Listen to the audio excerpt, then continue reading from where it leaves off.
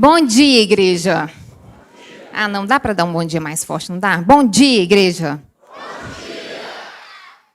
Escola de missões, vocês vão ter um desafio. Fazer um bom dia mais forte que o deles. Bom dia, escola de missões. Bom dia. Vocês perderam, gente, não tem jeito. Depois de um bom dia desse, vocês perderam. É uma alegria estar aqui na igreja, estar aqui na minha igreja. Todas as vezes que eu subo esse púlpito, eu sempre falo a mesma coisa. Muito temor e um desesperador tremor de estar aqui. Então, já vou pedindo perdão pela voz ofegante, pela tremedeira, porque a responsabilidade aqui ela é enorme. E dessa vez ainda vem acompanhado com as emoções desse 26 de fevereiro, né? De final de uma caminhada muito linda nessa igreja.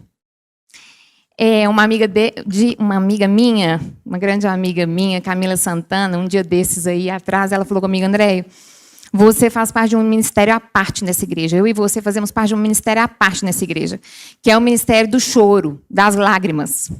Então, gente, eu vou pedir para que vocês estejam orando, porque eu pretendo não exercer esse ministério hoje, durante o culto. Nelly já me fez chorar aqui, eu pretendo não exercer esse ministério hoje aqui. Quero muito agradecer o carinho e a confiança da Ana, do Tiago pelo convite, da Esther, a nossa ministra de Educação Cristã. Muito, muito, muito obrigada. A Escola de Missões tem um lugar muito especial no meu coração. A gente tem histórias aí, e viagem missionária, e doce missão, e acampar dentro. Gente, os zeladores da igreja, quando ficam sabendo que vai ter acampar dentro das mensageiras e embaixadores, vocês não têm noção. Que alegria que eles ficam. Foram muitas emoções. E olha, a Larima chegou aqui e falou que as mensageiras, eu participei de várias tortas na cara, de várias disputas entre eles, e que ela falou que as mensageiras sempre ganham. Há controvérsias, tá, embaixada? Falando em nome de vocês, há controvérsias. Fui também advertida pelo conselheiro Mário a falar pouco, porque tem criança aqui. Nós vamos combinar o seguinte, pessoal. Eu vou falar algumas coisas e vou perguntando para quem estiver prestando atenção. Se vocês não souberem responder, vocês vão passar vergonha. Então, vão ficar aqui comigo juntos, certo? Combinado? É uma alegria, viu, Esther? É uma alegria ver essa escola frutificando, crescendo, nas mãos de outros líderes e Deus abençoando. É uma alegria. Eu gostaria de orar mais uma vez. Pai, obrigada, Senhor, pela Igreja Batista do Barro Preto. Obrigada, Pai, por essa escola de missões. Obrigada por a visão dessa igreja, pelo amor de missões dessa igreja. E agora nós te pedimos de maneira especial, fala conosco. Que o Teu Espírito Santo visite cada um dos corações que estão aqui presentes. E abra o nosso coração, o nosso entendimento para a Tua palavra, de acordo com a Tua vontade. Pai, eu sou Tua e eu preciso de Ti. Em nome de Jesus, amém. Nesse mês de fevereiro, me disseram que era só fazer assim, ó. Já. Deu certo. Nesse mês de fevereiro, entre muitas notícias que nos surpreenderam, o mundo, notícias tristes, como guerras e terremotos, nós também recebemos por aí uma notícia, desde o dia 8 de fevereiro, um pouquinho diferente, uma manchete um pouquinho diferente. Nós fomos surpreendidos por um grupo de jovens numa universidade nos Estados Unidos, em Kentucky, que começou um movimento natural, espontâneo, do que alguns teólogos e leigos vêm chamando de avivamento ou despertamento. Jovens ficaram ali 2 semanas, 3 semanas seguidas, orando, cantando, buscando a palavra de Deus. E o mundo inteiro noticiou isso. Eu não quero analisar aqui, não pretendo analisar, não tenho a capacidade de analisar o que estava acontecendo ali, mas 2 coisas me chamaram a atenção. A primeira delas é justamente essa palavra despertamento. Porque despertamento prescinde que o estado anterior era o sono, estar dormindo. Mas aí a segunda coisa que me chama a atenção é que tem um paradoxo. Porque Se tratava de jovens em uma universidade. E juventude e estado de sono não combinam. Quando a gente pensa em juventude, a gente pensa em um pessoal agitado. Ontem à noite mesmo, nossos jovens estavam aqui na curtição do luau, movimento. A gente não pensa num povo sonolento, né? Os sonolentos a gente pensa que é os mais velhos. Se bem que a terceira idade, às vezes, dá uns 10-0 na gente. Mas o próprio reitor daquela universidade chamou o público que ali participava de gerações Z e alfa. Nós temos escutado muito sobre gerações e sobre a rapidez como que as gerações vão mudando. Antes eram de 70 em 70 anos, girava uma geração, passou para 50, 50, 40, 50, 40, 40, e hoje se fala de 5 em 5 anos girar uma geração. As gerações Z e alfa compreendem a faixa etária de 5 a aproximadamente 20 anos. Então pega essa turma toda aqui. E quem são eles? Eles são os nativos digitais. Eles já nasceram fazendo assim, ó. Tchau, tchau, tchau. Sabe aquele negócio que você e eu lembramos de fazer assim? Tcharam! Vocês lembram, não lembram? Eles não sabem o que é isso, não. Teve uma aqui que falou comigo, eu sei. Eles são os hiperconectados.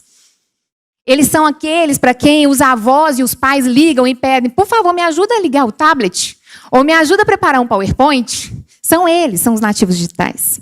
Essa é a turma que faz 3 coisas ao mesmo tempo. Eu tenho geração Z e alfa em casa. E às vezes eles estão estudando para a prova e estão com fone no ouvido, estudando para a prova e respondendo mensagem no WhatsApp. Já viveram isso em casa? Super mãe, a gente dá conta, não faz tudo. É uma geração que é envolvida, que defende o meio ambiente, em sua maioria, que por aprender na escola defende o politicamente correto. Porém, é a geração de maior índice de depressão e ansiedade entre jovens e adolescentes de toda a história. Cada vez mais nós escutamos de que esses jovens e adolescentes não querem se casar e não querem ter filhos. No mercado de trabalho, o que os empregadores têm dito sobre as novas gerações que estão chegando agora é que elas são pouco tolerantes a frustrações. Então, chama para dar um feedback negativo. Eles já querem mudar de emprego. Não, a gente não quer isso, não. Pouca proatividade. Tem que ficar falando, vamos fazer. Individualistas, eles vivem no mundo deles, com o fone deles para si. E, às vezes, chamado pelo mercado de trabalho de uma geração apática. Uma turma que está chegando aí dos nem. Já ouviram falar desses? Nem querem trabalhar, nem querem estudar. E vão se acomodando para toda a vida. Essa é a perspectiva mundana de uma geração chamada Z e alfa. Porém, nós temos que lembrar uma coisa. Que uma geração, ela só é formada a partir dos ombros da geração anterior. Ela é formada a partir do legado do que a geração anterior deixou para ela. John Wesley, grande avivalista, diz que o que uma geração tolerar, a próxima abraçará. Eu me lembro, uns 10 anos atrás, que surgiu um filme. E meu filho queria ver. A gente foi olhando em cartaz e vimos o tema do filme. Meu malvado favorito. Gente, quando eu li em cartaz tem gente lá já rindo. Quando eu vi no cartaz meu malvado favorito, eu tomei um susto. Eu fui tomado por uma santa indignação, por um zelo divino. Eu falei, meu Deus, como que nós vamos levar nossos filhos para o cinema para assistir meu malvado favorito? Isso é um absurdo. E falei, e preguei, e o povo estava até levantando a mão depois. Mas aí os dias foram passando. E o filme foi ficando famoso, e todo mundo falava. E o que aconteceu? Aconteceu que eu tolerei. E eu fui ao cinema assistir meu malvado favorito. E a história do filme, né, é uma história tranquila. Tem o Gru, que quer ser no auge da sua ganância, ele quer ser o maior ladrão do mundo. E então ele quer roubar a lua. Ele queria só roubar a lua, gente. Queria só roubar a lua. isso que ele tinha, ele só queria roubá-lo. E aí aquele malvado, que era o personagem central do filme, que a gente tinha que ficar preocupado com ele, ele chama uma turminha muito interessante para ajudar ele. Quem que era essa turminha? Os Minions, gente. E os Minions é bonitinho demais. A gente não sabe que ser que é aquele, mas que ser mata a gente de rir. Um cutuca o outro tem atrapalhada e tal. E vai indo, e vai indo. E por fim, eu assisti o 2, o 3, o retorno do Gru, a ida do Gru, enfim. Assisti foi tudo. E no final, todos nós passamos a ter um malvado favorito. A Andréia. Está sendo radical demais. Será? Nosso cérebro associa palavras a imagens. Então, se eu falo para vocês mal, vocês vão pensar imediatamente em coisas ruins, em imagens feias. Mas acontece que se a indústria do entretenimento vai mostrando para a gente uma brincadeira entre malvado e favorito, isso pode ir denegrindo e adormecendo nossos padrões morais. Nos preocupamos e dizemos, entre mães, as mães dizem, nossa, mas as meninas estão muito para frente, estão muito independentes, elas estão resolvendo a vida toda, elas vão deixar os meninos para trás, elas não querem se casar, elas não querem compromisso. Jovens, meninos estão dizendo isso, as meninas hoje não querem compromisso, mas sabe o que acontece? Nós toleramos que elas passem a vida lindas, cantando, livre estou, livre estou. Quem está cantando livre estou, e não vou voltar mais, é a menina que está saindo do castelo e deixando a família lá. Ou então, em outros tão lindos, um filme que eu nunca sei o nome da menina, porque sempre que eu falo, o Miguel e a Letícia falam que eu estou errada. Moana, nunca sei se é Moana ou se é Moama. Ela canta assim, vocês querem me corrigir, né, gente? É o quê? É Moana mesmo. Pois a Moana mesmo, ela canta assim, e a gente acha bonitinho demais ela cantando assim, ó. O horizonte me pede para ir tão longe. Não continua cantando, não. E aí, o que acontece? As nossas meninas vão indo para tão longe. O horizonte pediu para ela ir tão longe, sabe de onde? Da casa dela. E assim, meus queridos, de música em música, de filme em filme, inocente, lindo, bonitinho, nós vamos adormecendo as noções de certo e errado, de justo e de injusto. Se uma geração é alicerce da outra, eu fico pensando, onde que nós estávamos, a minha geração, a geração dos meus pais, a geração dos meus avós, onde nós estávamos quando permitimos que novelas e filmes entrassem em nossas casas e ditassem os padrões morais? Onde nós estávamos quando os conceitos como família, autoridade, pensar no bem comum e Deus se tornaram relativos, depende do ponto de vista. Onde que nós estávamos como permitimos que o crescimento da secularização trouxesse o abandono de termos cristãos e de símbolos cristãos na nossa sociedade? Onde que nós estávamos? A verdade é que nós toleramos coisas demais e reclamamos então da geração que colhemos. O Senhor Deus nos diz através do profeta Isaías, ai dos que chamam bem de mal e mal de bem, trevas de luz e luz de trevas, doce de amargo e amargo de doce. Ai! Eu me lembro do Senhor Jesus dizendo a parábola das virgens, que 5 dormiram.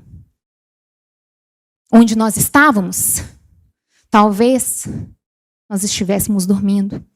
Ou melhor, sonâmbulos. Porque dormir onde a gente não estava, não. A gente devia estar entre as nossas atividades da igreja indo e voltando, fazendo e achando que estava tudo ok, sem estar acordado, porque o mundo está trazendo para os nossos filhos. Há sim uma necessidade de despertamento, mas não apenas de uma geração, de todas as gerações que estão aqui. O apóstolo Paulo, em sua carta aos Efésios, diz o seguinte, desperta tu que dormes, levanta-te dentre os mortos e Cristo te esclarecerá.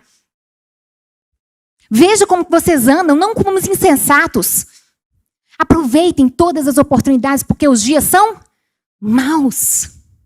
Esse trecho do apóstolo Paulo, dizendo, desperta tu que dormes, ele está fazendo referência ao profeta Isaías. Em Isaías 61a, que diz, levanta-te e resplandece, porque já vem a tua luz. O profeta Isaías, há 700 anos atrás, o apóstolo Paulo, na primeira era cristã, estão falando para o povo de Deus, desperta, acordem, os dias são maus. É tempo de despertar. Eu não sei se você alguma vez já foi acordado pelo despertador. Já se programaram em casa e colocaram um despertador para tocar? Mas eu creio que a maior parte aqui é Nutella como eu, e o despertador está no celular, não está? Porque os raiz tinha aquele despertador analógico que fazia... Eu não vivi isso. Mas então eu coloco o meu despertador raramente. O Rodrigo costuma me acordar antes, mas quando eu tenho um compromisso muito cedo, eu coloco no despertador. E o meu despertador no celular é bonitinho, gente. Ele toca musiquinha, tlam, tlam, e aí ele vai aumentando aos pouquinhos. De vocês também assim? E mais, o meu tem soneca. Tem função soneca no de vocês? 5 minutos. Tlim, tlim, tlim. Aí você aperta. Não, dormi mais um pouquinho. Mais 5 minutos, mais 5 minutos. Bonitinho demais. Porém, de vez em quando, no meio da noite, Deus resolve nos acordar. Deus resolve nos despertar. Quando tem uma chuva e um temporal e cai um raio, um trovão do nosso lado.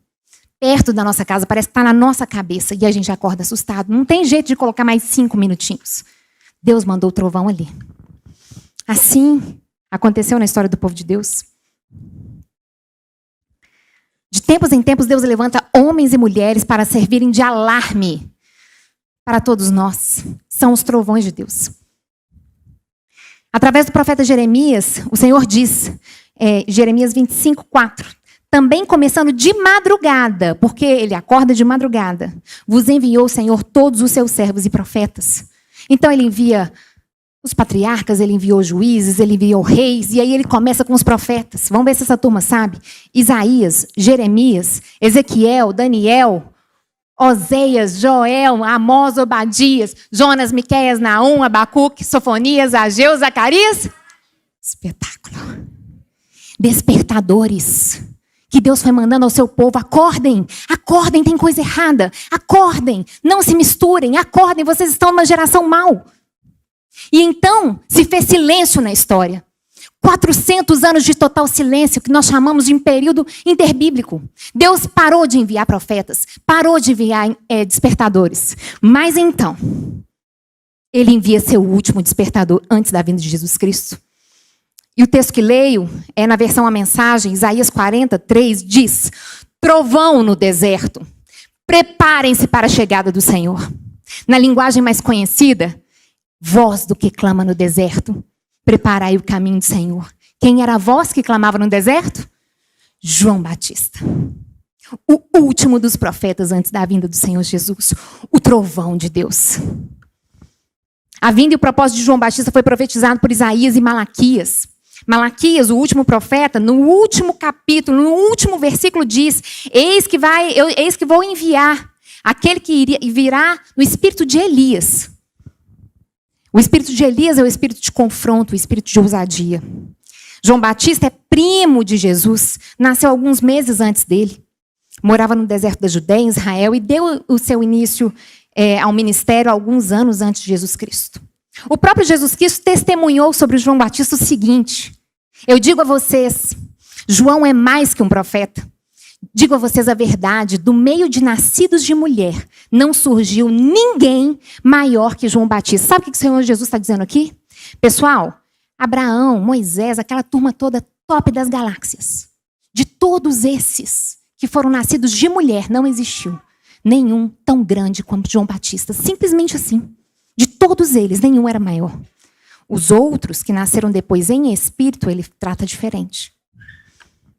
Agostinho, um dos pais da igreja e maiores teólogos de todos os tempos, em seu sermão sobre o nascimento de João Batista, ele brinca e diz que João é a voz e que Jesus era a palavra, era o verbo. Mas nas palavras dele, ele diz assim: João é a voz, o Senhor Jesus, porém, no princípio era a palavra. Lembra o apóstolo João dizendo: no princípio era o verbo, e o verbo estava com Deus, e o verbo era Deus. João é a voz no tempo. Cristo é desde o princípio, a palavra eterna. Durante esse tempo, Ana, que vocês me deram essa tarefa de preparar, trazer uma mensagem hoje, o Senhor Deus colocou no meu coração falar sobre o primeiro missionário do Novo Testamento. esse homem, a vida de João Batista. E dela, no capítulo 1 do Evangelho de Lucas, eu encontro mensagens especiais para os pais irresponsáveis, os amigos da escola de missões, para professores e líderes, conselheiros, professores de escola bíblica, líderes, e também para vocês, juniores, crianças, adolescentes e juventude da IBBP. João Batista frequentou algumas escolas e nós vamos ver cada uma delas. A primeira delas é a escola dos pais. Recentemente eu escrevi uma carta aberta ao meu pai, publicada aqui no editorial. E quando eu fui escrever, eu orei. Falei, Deus, o que eu vou falar? O que o Senhor deseja que eu fale? E as imagens vinham na minha mente de maneira muito nítida. E eu comecei a perceber que na vida de um filho, de uma filha, quanto mais o tempo passa, mais nítido, mais nitidez, mais firmeza nós temos das imagens dos nossos pais, das ações dos nossos pais na nossa vida. A Ju, conselheira dos amigos de missões, me mandou um texto naquela semana e ela falou, é mesmo, Andréia, a palavra convence, mas o exemplo arrasta. Qual teria sido o exemplo de pais que arrastou a vida de João Batista? Quem foram seus pais? João Batista era filho de Isabel e Zacarias, um casal idoso que não podia ter filhos. E segundo Lucas 1, 5 e 6, eles eram ambos justos perante Deus, andando sem repreensão em todos os mandamentos e preceitos do Senhor. Nos bastidores da vida, quando ninguém está olhando, quando um tem que tratar com o outro, quando um tem que se relacionar, conversar, o que Deus viu e encontrou nesse casal foi integridade e obediência. Quando João foi crescendo, eu tenho certeza que nas memórias dele, o que ele via eram os pais indo à sinagoga, os pais, a família ajoelhada buscando ao Senhor, momentos em que cantavam e oravam. Ele tinha, com certeza, um exemplo que arrastava. E a narrativa continua. E aqui um trecho que eu acho belíssimo. Aconteceu que, exercendo Zacarias o sacerdócio diante de Deus, na ordem da sua turma, segundo o costume sacerdotal, coube-lhe em sorte entrar no templo do Senhor para oferecer incenso. E um anjo do Senhor lhe apareceu. Andréia, mas que texto assim que você está achando tão lindo? O que é lindo nisso? É que era simplesmente mais um dia comum na vida desse homem. Ele era um sacerdote. Ele estava literalmente cumprindo a sua obrigação de ir trabalhar, mas nós temos vivido sociedade em que ir trabalhar é chato, em que rotina é cansativa, em que a gente quer viver de altos e baixos. Ele é diligente e nas rotinas da vida, meus queridos, Deus nos encontra e nossos filhos nos veem. No dia a dia, na canseira de fazer tudo do mesmo jeito, sem ninguém estar vendo, sem aplausos, Deus nos encontra e os nossos filhos nos veem. Foi na rotina de apacentar os rebanhos do seu sogro, um trabalho nada promissor, foi que Moisés encontrou com a sarça ardente. Foi na rotina de malhar o trigo debaixo do lagar que o anjo do Senhor encontrou Gideão, fugindo ali dos medianitas. Foi na rotina cansativa de lavar as redes, depois de uma noite inteira pescando e não ter pescado nenhum peixe. Pedro estava lá lavando as redes. O Senhor Jesus pediu para entrar no barco, depois mandou que ele lançasse as redes mais ao fundo. Foi na rotina de servir a Deus como sacerdote, num dia normal, comum, que o anjo apareceu a Zacarias. Chesterton, grande pensador e escritor cristão, que influenciou demais C.S. Lewis, diz o seguinte, a coisa mais extraordinária do mundo. É um homem comum, com a sua esposa comum e os seus filhos comuns. Na sociedade do espetáculo, a gente não está acostumado com as coisas rotineiras e a gente acha que é tudo normal. Mas não é não, gente. A coisa mais extraordinária da vida não se dão nos palcos ou nos grandes eventos, elas se dão hoje. Ela não está no futuro nem no passado, ela está no agora. Em falar com o filho, vai tomar banho, escova seu dente, lê a sua Bíblia, e na hora que a gente vai arrumar para vir para beber, uma confusão, não sei na casa de vocês, mas lá em casa é uma confusão, está atrasado, toma banho, o outro reclama, está no banheiro, sai. É assim lá também? rotinas da vida, onde Deus nos encontra. Mas além da integridade e obediência, além da diligência, esse casal ainda nos ensina mais. O anjo diz a Zacarias o seguinte: Zacarias, não temas, porque a sua oração foi ouvida. Mark Batterson, um escritor norte-americano, diz: quando há oração, prepare-se, porque tudo pode acontecer. O casal já era idoso, já não tinha perspectiva, mas ele continuava crendo no impossível. Pais, mães, avós, creiam no impossível. E eu não estou falando apenas para crianças, para pais de crianças, mas para adultos. Mônica, mãe de Agostinho, orou por 33 anos pela conversão do seu filho que estava no mundo. Há esperança. Esse homem se tornou um dos maiores teólogos da história. Não desanimem, porque Deus vê no seu secreto a sua oração pelo impossível. Ele viu a oração de Zacarias e atendeu o seu pedido. Isabel ficou grávida. Isabel fica grávida. Todas as promessas estão cumpridas. João Batista nasce. E então Zacarias ensina mais ainda como um pai para a gente, porque depois que João Batista nasce, ele compõe uma canção lindíssima de adoração a Deus. Mas não apenas isso. Nessa canção ele olha para o seu filho e diz: e você, menino, será chamado profeta do Altíssimo e irá adiante do caminho do Senhor, preparar-lhe o caminho. Esse pai aprendeu a proclamar as promessas do Senhor na vida de seus filhos. E isso é importante hoje. A palavra diz que na boca, na língua está o poder da vida e da morte. O que nós temos dito aos nossos filhos?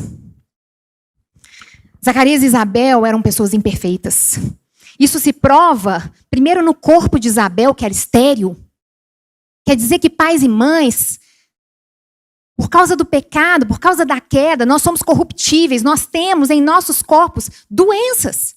E aqui eu digo doenças físicas, que envolvem o corpo, que envolvem a mente, que envolvem as emoções. Deus não escolhe perfeitos, completamente perfeitos, porque não os existem. E eles também tinham problemas na fé deles, porque essa história toda é linda, mas quando o anjo chegou para ele e falou, ele duvidou. E aí o anjo falou: está duvidando? Vai ficar calado, pra você não causar dúvida para ninguém. E ele teve que ficar calado durante um tempo. Pais imperfeitos, mas que buscam ao Senhor. E ali, nos bastidores da vida, no silêncio da vida comum e ordinária, dentro de casa, mais uma vez eu lembro vocês, é onde Deus nos encontra. E é onde os nossos filhos nos veem. O que ambos têm visto. A segunda escola de João Batista foi o deserto, a escola da preparação. Os pais foram a escola do silêncio, dos bastidores, mas ele frequentou a escola da preparação. E o texto de Lucas 1:80 diz o seguinte: o menino, João Batista, crescia e se robustecia em espírito, e esteve nos desertos até o dia que havia de se mostrar a Israel. Costumamos associar a ideia, atrelar a ideia de deserto a um período de sequidão, a de tristeza, falta de rumo, sem água, aridez. Mas quando Deus está no deserto, ele frutifica. Se a gente se lembrar de Oséias, em Oséias o Senhor Deus diz assim, falando sobre a nação de Israel: eu a atrairei ao deserto e ali lhe falarei ao coração. Foi no deserto. O deserto também, aqui eu vou chamar o deserto, se a gente olhar os exemplos bíblicos, como tipo um ILC, Esther. Mas eu vou chamar de Centro Avançado de Capacitação e Desenvolvimento da Liderança. Quer ver? 40 anos de Moisés no deserto antes dele começar o ministério dele, com o povo de Israel. 40 anos do povo de Israel se tornando uma nação separada do Senhor, aonde? No deserto. Jesus Cristo, antes de iniciar o seu ministério, foi chamado pelo Espírito Santo para onde? Para o deserto. 40 dias de preparação. E mais, 3 anos de Paulo. Paulo, antes de sair pregando aos gentios, ele passa 3 anos estudando aonde? No deserto. Ô, gente, nós precisamos de um deserto para a gente se matricular. Com João Batista não foi diferente. Nós não sabemos exatamente quem foram os tutores dele, mas nós sabemos que no judaísmo antigo, as crianças de sexo masculino, de 5 a 20 anos, frequentavam as escolas da sinagoga. E eu acho lindo demais o nome que dão às casas do livro. Eram lá que eles aprendiam a Torá e o Talmud. Apesar da gente não saber quem foram os tutores de João Batista, a gente sabe que eles fizeram um trabalho muito bem feito. Porque esse homem chegou conhecendo extremamente a palavra. Conhecendo as profecias, mas não só conhecendo, sabendo interpretá-las. Porque, afinal de contas, na época dele, estava cheio de escriba, cheio de fariseu, que profundos conhecedores das Escrituras, mas não souberam interpretar a vinda do Filho do Homem. Ele sabia. E mais, gente, ele teve um professor de retórica, de oratória fantástico. Porque de vez em quando ele soltava: raça de víboras, quem vos induziu a fugir da ira vindoura? Todo mundo ficava espantado, era o trovão. Aqui, nesse momento, eu quero me direcionar especialmente aos meus companheiros de missão na educação cristã. Conselheiros da Escola de Missões, professores da Escola Bíblica, do Instituto de Liderança Cristã, servos que atuam no Ministério de Semear. Vocês têm uma importância singular na preparação do povo de Deus. Vocês são a escola no deserto. Tiago diz no capítulo 3 de sua carta o seguinte: caros irmãos, não vos torneis muitos de vós mestres, porquanto sabeis que nós, os que ensinamos, seremos julgados com rigor maior. Em outras palavras, Esther, pessoal, não é para todo mundo vir para o MEC, não. Porque o negócio aqui é feio. Nós seremos julgados com um rigor maior. Por quê? Porque recai sobre nós uma responsabilidade tremenda. Nesses dias em que nós temos relembrado muita coisa como família, né, pai? Desses 38 anos, eu cheguei aqui com 4 anos de idade, façam as contas. Ou não. Eu tenho louvado a Deus pelo quanto eu fui edificada nessa igreja, através do trabalho da educação cristã. E aqui, vocês me dão licença, eu quero citar alguns nomes. Eu estou muito feliz porque Deus faz tudo perfeito. Deus trouxe aqui hoje pessoas da minha geração. Eu te vi, Dani. E estou feliz com você aqui. Elaine, Vanilza. Uma turma que viveu o que eu vou falar aqui.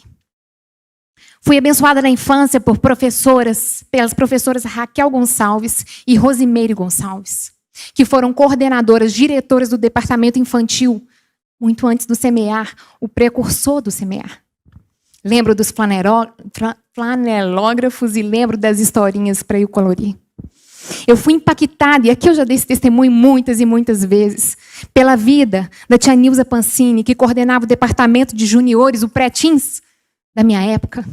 Tia Nilza promoveu com que eu decorasse muitos e muitos salmos, porque eu queria ganhar, não é porque eu era boa, não, porque eu queria ganhar os concursos, que ela dava bala depois. A tia Nilza juntava a gente, cerca de 20, 30 pré-teens, e colocava todo mundo para fazer visitas nos finais de anos, todo final de ano, nas casas de idosos, nas casas de pessoas carentes da igreja, para a gente cantar, para a gente orar. Ela colocava a gente para evangelizar, marca que eu jamais vou esquecer na minha vida. Meus professores de EBD, e aqui cito tia Célia, minha professora de EBD de adolescentes, onde eu chegava e já estava ali pronta para dar aula. Louvo a Deus pela vida da Crisolita. Crisolita, esposa do pastor Otacílio. Crisolita era a líder da união de treinamentos. Na nossa época, nós não tínhamos escola de missões, mas às 6 horas funcionava a união de treinamento. E ali foram despertados muitos dons. Eu louvo a Deus pela vida da Rosilene Nazar, que nos encaminhou num final de adolescência e início de juventude forte. Eu e toda a minha geração, e elas estão aqui, sabem que nós temos muito que agradecer, porque foram grandes homens e mulheres de Deus que nos abençoaram. Deus tem me dado a oportunidade hoje, através da Convenção Batista Mineira, na gerência de crescimento cristão, de viajar pelo Estado, levando capacitação, e eu dou a capacitação especialmente para os educadores.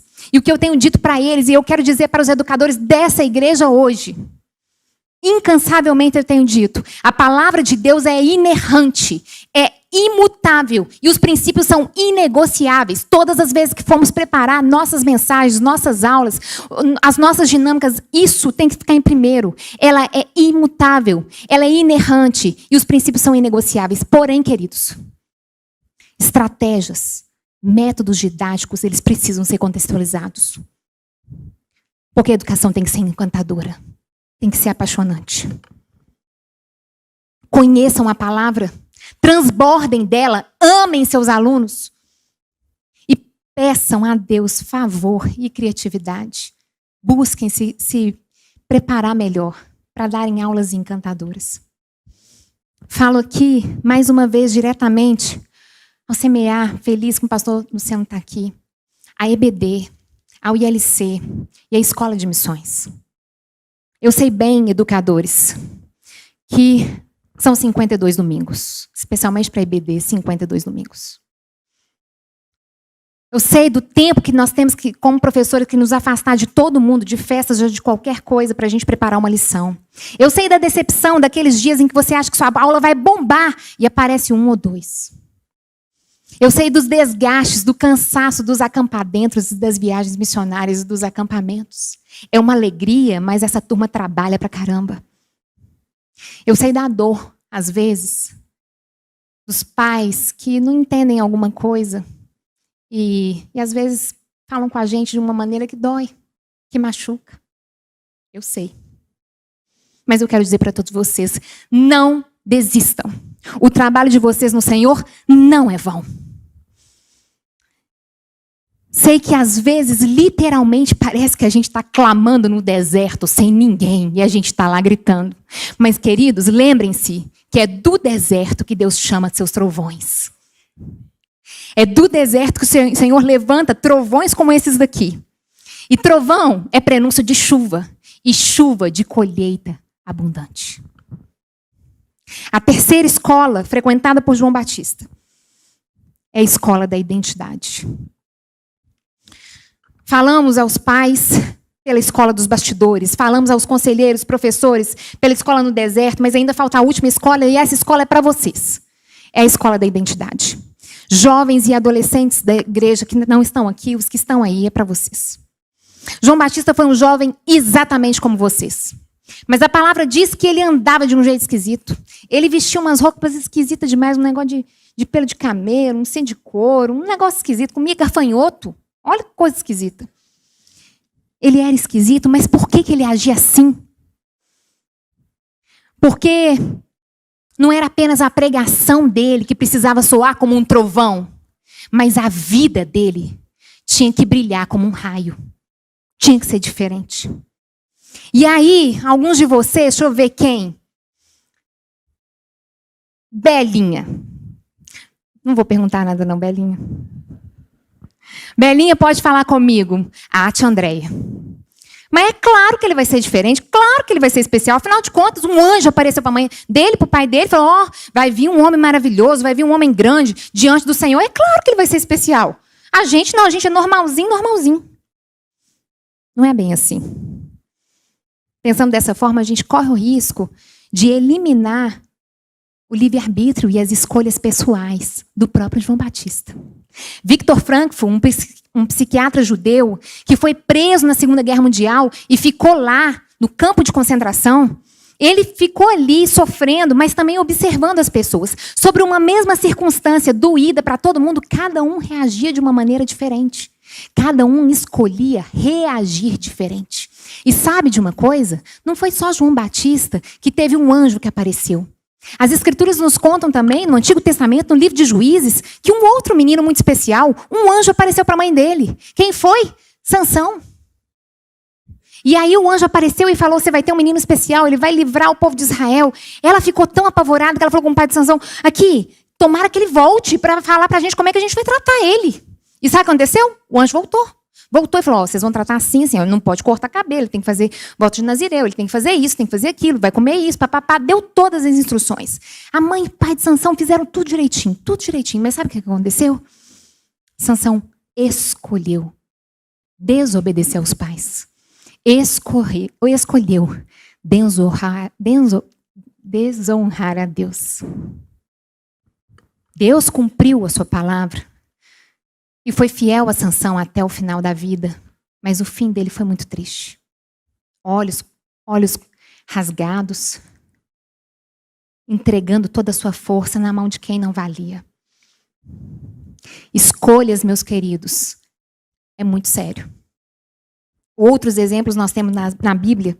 Caim, antes de matar Abel, Deus percebe a ira de Caim contra seu irmão e Deus vai até a Caim e diz: Caim, o seu desejo, a sua vontade é de esmagar seu irmão, eu estou vendo. Mas cumpre a você dominar seu desejo. Cumpre a você. Eu sei que tem gente aqui que já teve vontade de esmagar o irmão. E Deus diz, olha quem falou, vocês viram ali, né? Cumpre a você dominar isso. Cumpre a você escolher o melhor. Caim escolheu o melhor, gente? Não. Mas nós temos o exemplo de Daniel, que escolheu não se contaminar com as iguarias do rei. Nós temos o exemplo de José, que escolheu não se deixar seduzir pela esposa de Potifar. João Batista escolheu cumprir a vontade de Deus. Sabe qual é o segredo de fazer boas escolhas, de amigos, de namoradas, de vida? Sabe qual é o segredo? É saber quem nós somos. O ministério de João Batista bombou tanto, mas bombou tanto, ele era tão importante, que o pessoal já achava que ele era o Cristo. E perguntaram: quem que é você? Você é o Cristo? Mas ele sabia exatamente quem ele era. E ele disse: eu não sou o Cristo. Eu sou a voz do que clama no deserto. Fazei caminho reto ao Senhor. É lindo isso, porque esse menino repetiu o que a Escritura dizia sobre ele. Esse é o segredo de escolhas e de entender qual é a nossa identidade. Recentemente, numa reunião do Ministério da Família, alguns pais muito preocupados disseram, em lágrimas: o mundo está atacando a identidade dos nossos filhos, quem eles são. Estão dizendo que eles são uma coisa, estão dizendo que eles são diferentes, mas que eles têm que ser iguais a eles lá. Queridos jovens e adolescentes da Igreja Batista do Barro Preto, o único jeito de afirmarmos a nossa identidade é através das Escrituras, é conhecendo as Escrituras. E a partir delas vocês farão as melhores escolhas. Então, nessa manhã, eu queria lembrá-los quem vocês são à luz das Escrituras. Em Romanos, vocês são chamados de filhos amados de Deus. Em Efésios, de escolhidos e separados por Ele de antemão para as boas obras, para influenciar o mundo, para encher esse mundo de projetos lindos e maravilhosos do Senhor. Em 1 Pedro, vocês são chamados de geração eleita, não é alfa, beta, apático ou isso ou aquilo. O que a palavra de Deus, que é atemporal, diz sobre vocês, é que vocês são geração eleita, sacerdócio real, povo santo, nação santa, povo adquirido, para quê? Para anunciar as grandezas do Senhor. Ainda é João quem diz: jovens, eu vos escrevi porque vocês são... É fortes a resposta, vamos falar alto? Jovens, eu vos escrevi porque vocês são... Tá baixinho. Jovens, eu vos escrevi porque vocês são... Fortes. Vocês são, queridos, preparadores do caminho do Senhor. João Batista foi um modelo missionário para a primeira vinda, mas esses são os modelos de missionários para a segunda vinda do Senhor Jesus. Vocês são os que têm direito de ir na escola, enquanto as amigas estão usando aquelas roupas que nem são roupas, vocês têm direito de se vestirem diferentes. Porque vocês são escolhidos. Vocês são separados.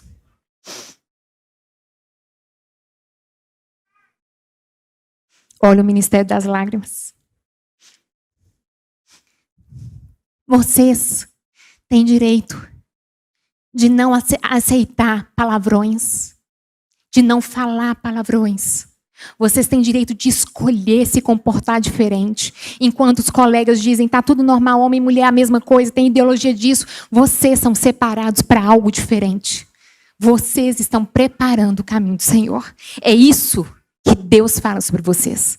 Há um chamado e um propósito para cada um de vocês, jovens e adolescentes, Igreja Batista do Barro Preto. Jesus Cristo diz na grande comissão: vão a todo mundo, falem de mim, anunciem o evangelho, até que eu venha. E durante todo esse culto, esses jovens proclamaram que em nome de Cristo eu vou às nações, eu vou aos meus vizinhos, eu vou aos meus colegas, eu vou. Só que, querida Igreja Batista do Barro Preto, para que eles possam ir, há uma urgência de um despertamento. A urgência do surgimento de uma geração de pais como Isabel e Zacarias. Com diligência, com integridade, com vida de oração, imperfeitos, mas buscando, falando, proclamando as verdades do Senhor sobre os nossos filhos. Há uma urgência do surgimento, do crescimento de escolas no deserto, de professores que amem a palavra, que impactem a vida dos seus alunos. Há uma urgência desse despertamento. Por quê? Porque a geração de João Batista já está diante de nós. Pode ser que não seja nesse momento a segunda vinda, mas pode ser no neto deles, nos bisnetos deles. E são eles que vão preparar esse caminho. Eu concluo trazendo à memória a pregação daquele que clamou no deserto. Ele dizia, e é aqui para vocês, querida igreja, arrependei-vos do sono, pois vos é chegado o reino de Deus.